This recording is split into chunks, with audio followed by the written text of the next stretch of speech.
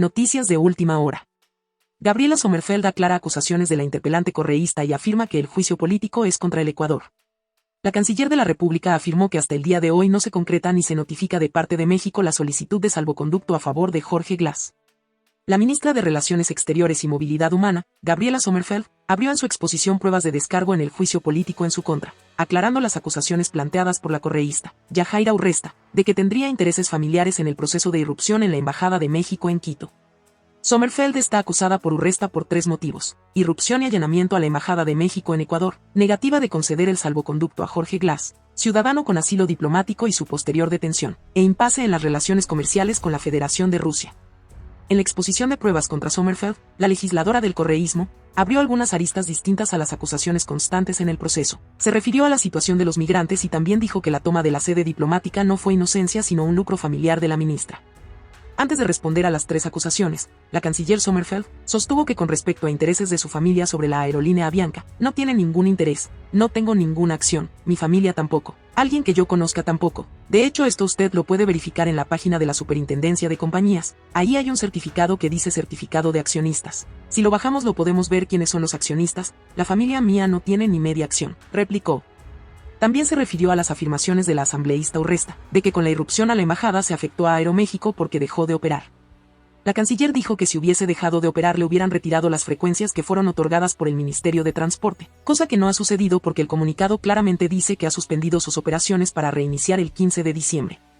No demos mala información, reclamó. Dijo que la legisladora Urresta mencionó que tiene una empresa en Panamá. Al respecto señaló que se honra decir que durante su vida ha actuado éticamente, correctamente.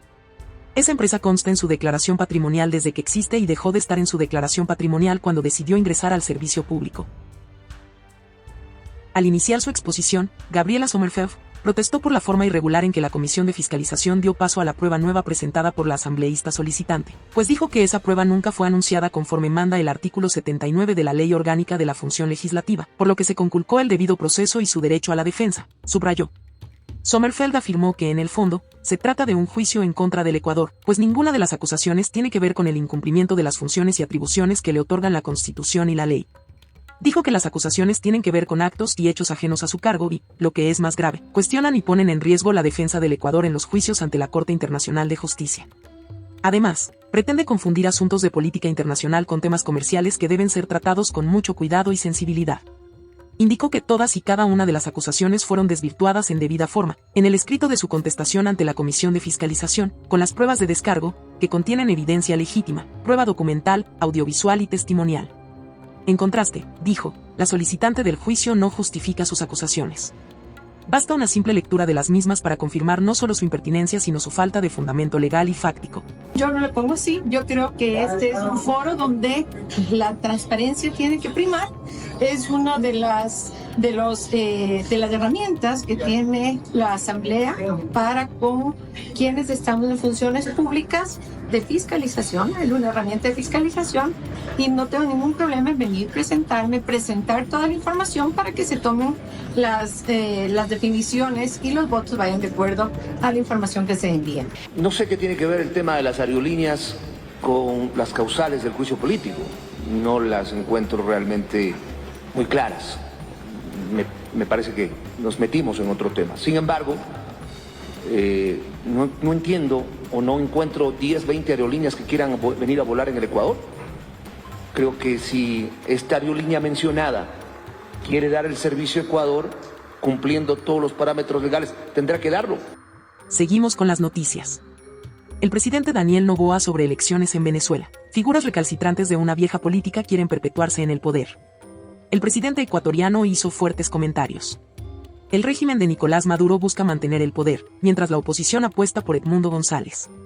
El presidente Daniel Noboa hizo fuertes comentarios sobre las elecciones presidenciales de Venezuela, que se realizarán el domingo, 28 de julio, en las que el presidente Nicolás Maduro busca reelegirse para un nuevo periodo, mientras la oposición apuesta a vencer al chavismo con el candidato Edmundo González. La noche del viernes Noboa difundió un texto firmado por él, en el que empezó diciendo que es fundamental que la ciudadanía tenga la oportunidad de elegir a sus líderes de manera libre, sin presiones y en un ambiente democrático, digno de un pueblo como el venezolano.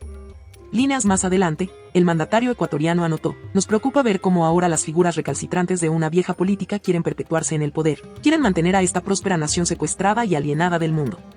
Comentó que las elecciones presidenciales no deben ganarse mediante amenazas o coerciones. E insistió en que los comicios no deben ser un medio para satisfacer deseos de poder. Criticó que quienes intentan aferrarse al poder, contra de la voluntad popular, buscan perpetuar el autoritarismo, la corrupción, la pobreza y la inequidad social y económica. Noboa apuntó que democracia es lo mínimo que merece Venezuela, así como la región. Hizo un llamado para que cesen todas las formas de hostigamiento y persecución contra la oposición política y el proceso electoral. Y enfatizó que la jornada electoral del domingo debe realizarse con transparencia y libertad. La voluntad del pueblo es sagrada y quienes no resulten favorecidos en las urnas deben respetar ese mandato y retirarse del poder. Venezuela merece una elección libre y justa, que refleje la verdadera voluntad de su pueblo. Seguimos con las noticias. Asambleísta Ana Galarza fue deportada de Venezuela, a donde viajó como invitada para observar las elecciones presidenciales. La legisladora del movimiento Construye y políticos de otros países que respaldan a la oposición de Nicolás Maduro fueron impedidos de ingresar a Caracas. Desde el asiento de un avión, la asambleísta Ana Galarza, acompañada de Iris Triviño, informó que fueron deportadas de Venezuela, a donde viajaron como parte de la delegación del movimiento Construye, que fue invitado por la oposición democrática para observar las elecciones presidenciales de ese país, que se desarrollarán este domingo, 28 de julio. Galarza y Triviño aterrizaron en Caracas a las 14:30 del viernes. Sin embargo, fueron impedidas de salir del aeropuerto y las enviaron deportadas de regreso a Ecuador, sin explicación, aseguraron las dos a través de un video compartido en redes sociales. Mientras se acomodaba el cinturón de seguridad del avión, Ana Galarza dijo que nunca les dejaron pasar del registro de migración. Nos quitaron nuestros documentos. Vieron que éramos ecuatorianas. No nos dieron ninguna explicación, dijo la asambleísta. Triviño añadió que las habían amenazado. Nos amenazaron. No nos dejaban sacar los teléfonos. No nos dejaron llamar a nuestra embajada. Nunca nos dieron una explicación, afirmó Galarza e indicó que lo mismo ocurrió con otros parlamentarios que arribaron de otros países. Decidieron deportarnos, contó Galarza, mientras que Triviño precisó que las enviaron en vuelo hacia Colombia. La legisladora reclamó por el trato recibido, porque no les explicaron los motivos de su deportación y comentó que luego de su experiencia confirmó que en Venezuela existen violaciones a los derechos. Aquí no te hablan de derechos, no te dan razones. Todo es un silencio absoluto y eso fue lo que nosotras vivimos. Y podemos corroborar que Venezuela vive en una dictadura, expresó Galarza. Manifestó su deseo de que en las elecciones del domingo sea derrotado el régimen de Nicolás Maduro. La invitación fue suscrita por Edmundo González, candidato presidencial de la oposición democrática, y la líder política María Corina Machado. Construye entonces escogió como sus delegados a Ana Galarza, Iris Triviño y Luis Fernando Ayala. Ayala confirmó a El Universo que arribó a Caracas el miércoles y que participó en el evento de cierre de campaña de la oposición democrática. A través de redes sociales se solidarizó con Galarza y calificó lo ocurrido como un vil atropello de la dictadura venezolana. El gobierno de Nicolás Maduro también cerró las puertas a diputados y parlamentarios de otros países que se oponen al régimen chavista y respaldan la candidatura de Edmundo González y a la líder opositora María Corina Machado. Fue el caso de delegación del Partido Popular, de España, cuyos miembros tampoco pudieron pisar suelo venezolano y fueron deportados. La diputada Cayetana Álvarez de Toledo, integrante de la delegación del PP, publicó un video señalando que el régimen dictatorial de Maduro decidió expulsarlos del país con argumentos espurios y absurdos. La senadora colombiana Angélica Lozano Correa fue otra de las figuras políticas extranjeras que no pudieron ingresar a Caracas. Contó que en la zona de migración del aeropuerto les quitaron los pasaportes por más de una hora. No nos dieron información y nos amenazaron. No nos dejaron coger el teléfono, narró e indicó que los embarcaron en un avión de un vuelo que no escogieron. Álvarez y Lozano, individualmente, reiteraron su respaldo a la oposición de Nicolás Maduro. Seguimos con las noticias.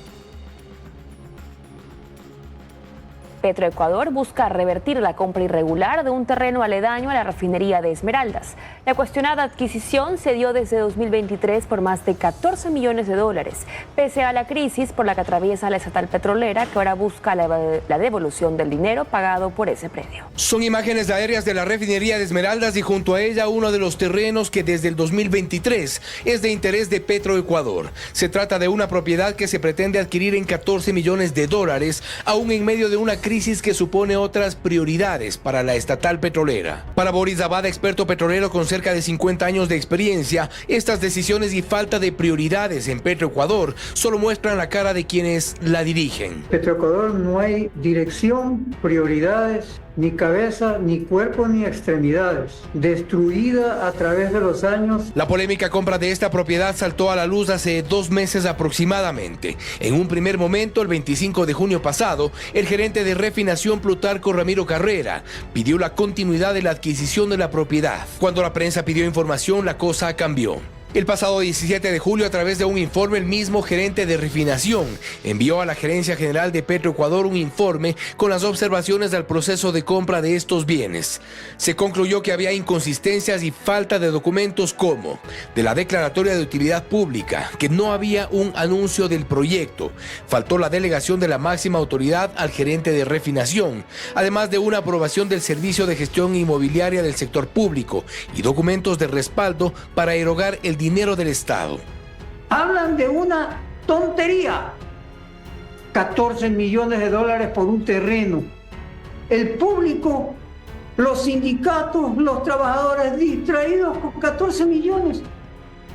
Lo cierto es que tras la insistencia por una entrevista que no nos ha sido concedida desde hace más de un mes, Petroecuador ha emitido un comunicado en el que reconoce irregularidades en torno a la compra de una propiedad aledaña a la refinería de Esmeraldas. Y parece que dan marcha atrás en esta transacción, pues el comunicado también aclara que al momento se encuentran suspendidos los pagos pendientes mientras se esclarecen las denuncias presentadas y se analiza la viabilidad legal de más bien recuperar los valores entregados con posibles irregularidades en un primer pago, pues de los 14 millones de dólares se pagaron 10.1 millones y ahora que se denuncian irregularidades en la compra, las autoridades hablan de recuperar el dinero de una inversión quizá necesaria pero no urgente. ¿De cuándo fue hecha la última inspección de las tuberías submarinas, Fausto? Pregunte en Petroecuador cuándo fue hecha la última inspección. Los sistemas de distribución y control no existen, todo se hace a logímetro y con cinta. Y es que la refinería tiene otras prioridades. Hay urgencia dentro del complejo de refinación y no por fuera. El gobierno presentó este viernes la iniciativa de paridad de género y economía violeta para impulsar la participación de las mujeres en el ámbito productivo. El gobierno presentó hoy la iniciativa paridad de género y economía violeta para luchar en contra de la desigualdad y de la brecha que existe hoy entre hombres y mujeres, específicamente en el sector productivo. En el evento que se desarrolló aquí en el Palacio de Carondelet estuvo presente el presidente de la Nación, Daniel Noboa, también representantes del Banco Interamericano de Desarrollo, del Banco Mundial, así como la ministra de Producción, Sonsoles García, y otros miembros del gabinete. En su intervención, el presidente resaltó que Ecuador ha subido 14 puestos en el ranking entre los países que menos brecha de género tienen. Escuchemos. El Ecuador, al igual que varios países de la región, ha efectuado varias acciones concretas para implementar la iniciativa de paridad de género.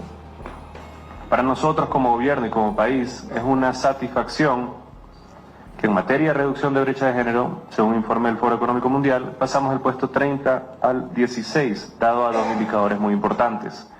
En lo político, con la instalación del gabinete paritario, y en lo económico, con la implementación de la ley orgánica para impulsar la economía violeta. En lo personal, cuando fui asambleísta, presidente de la Comisión de Desarrollo Económico, Productivo y de la Microempresa, impulsamos su aprobación. La iniciativa entonces busca impulsar alianzas público-privadas, por lo que se dará un seguimiento a las empresas que impulsen iniciativas para contratación de mujeres. La ministra de Producción, Sonsoles García, explicó que al finalizar este seguimiento se entregarán entonces sellos violetas. Escuchemos. La iniciativa de paridad de género es una alianza público-privada que convoca a los líderes de más alto nivel de esos sectores para impulsar soluciones que aceleren el cierre de las brechas económicas de género en el país. Comprometemos a la comunidad internacional y al sector empresarial y productivo a reconocer y a fomentar la importante labor de las mujeres en la economía de nuestro país. la igualdad de condiciones y las oportunidades para reducir las brechas económicas de género que aún persisten entre hombres y mujeres que trabajan para lograr un nuevo Ecuador. Esta iniciativa cuenta con el apoyo del Banco Interamericano de Desarrollo y también de la Agencia Francesa para el Desarrollo. Actualmente en Latinoamérica, 9 países cuentan con esta iniciativa.